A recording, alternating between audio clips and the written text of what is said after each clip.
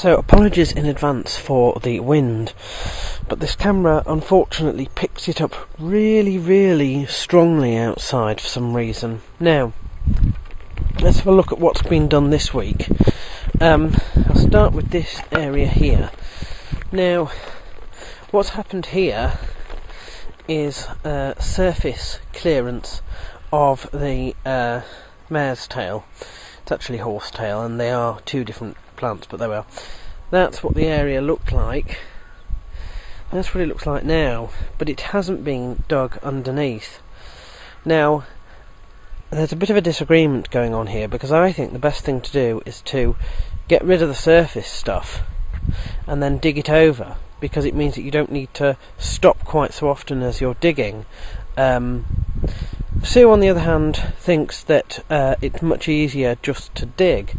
Having said that, she's never tackled an area yet that's been heavily dense with mare's tail, so I don't know how she knows that, but there we are. That's the area that she's done since last week. You can see it's sort of doubled, and it's finally now reached the halfway point, and the mare's tail sort of takes over from halfway onwards, so we'll see.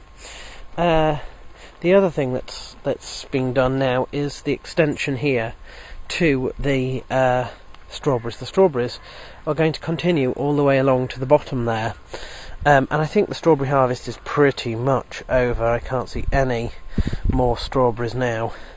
There's a couple there, but they're not ripe yet, and that's probably about right. They have done us extremely well, these, and yes, they are second generation strawberries of those strawberries there. If we go along, we can see now that the holes for the leeks have been filled in. I didn't think the leeks would go quite that large, but there we are. And the little gem lettuces are huge.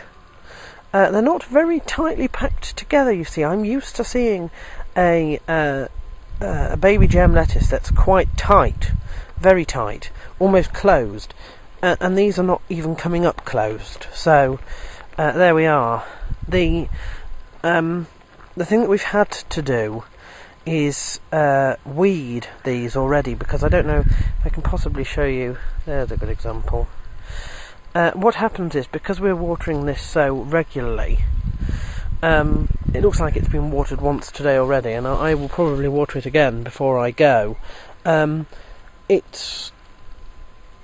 is not enough.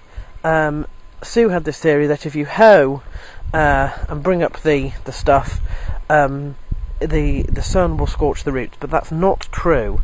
In most cases, some cases it works, like that one down there, you can see. I think he's coming back. But in most cases, they'll just replant themselves. So it is a painstakingly hard task, but one that I don't mind, and one that I am in fact going to tackle along here today, because you can see there's a lot of unnecessary plant growth.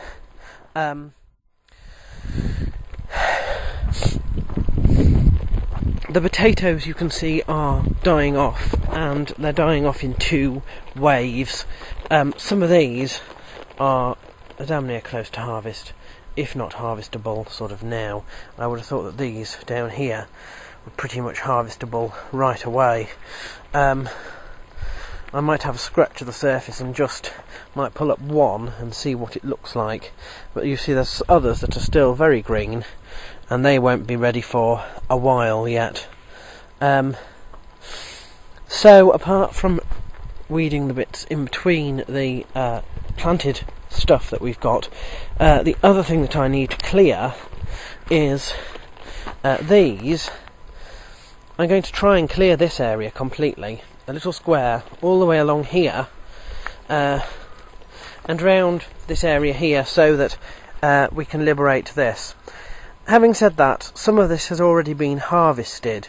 The very, very big leaves that were over the top and were actually shading, you can probably see the crown at the bottom there, shading that crown, have been removed. Some of that is simply because it's hard to get water into it. I hope I'm going to get some of that, but I don't know. This looks like it's been harvested as well, some of it, but we need to get a lot more of this harvested down here, so I shall be doing that today. And finally, the red currants. We've decided the time has come to harvest.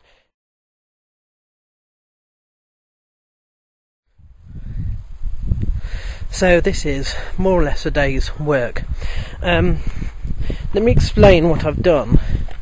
So along here there was mare's horsetail, which is that, but there were also some common weeds which had not been sprayed with the weed killer and were ready to seed. So it was suggested that I clear a strip here between the potatoes and the rhubarb.